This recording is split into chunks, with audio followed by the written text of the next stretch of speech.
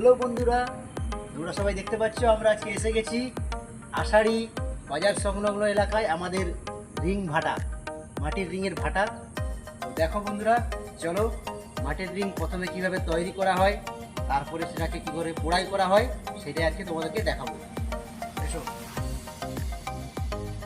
এই দেখো বন্ধুরা, এখানে প্রথমে যে কাঁচা রিং এইভাবে বানানো হচ্ছে। এইভাবে প্রথমে কাঁচা রিং বানানো হয়। দেখাও একটু উপরে উঠে দেখাও, ক্যামেরাম্যান উপরে উঠে দেখাতে।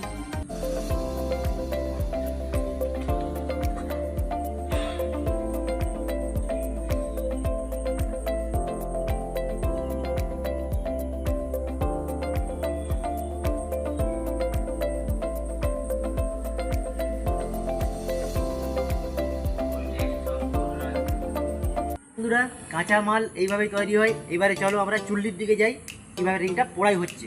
চলো। দেখো বন্ধুরা, এই যে হচ্ছে চুল্লি। এই দেখো পরপর সব ভাটি আছে।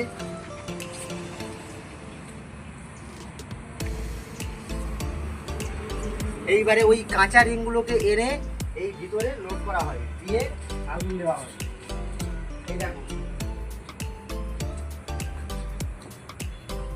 এই দেখো, এইভাবে সব রিং পোড়াই হচ্ছে।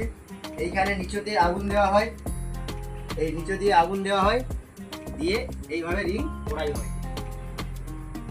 এইভাবে সব রিং পোড়াই হয়, দিয়ে এখান থেকে রিং বের করে গাড়িতে লোড করা হয়। গাড়িতে লোড করে এবারে যে যার গন্তব্যস্থলে চলে যায়। চলো বন্ধুরা, ভিডিওটা কেমন লাগলো তোমরা সবাই লাইক কমেন্ট করে পাশে থেকে একটু জানাবে। ধন্যবাদ।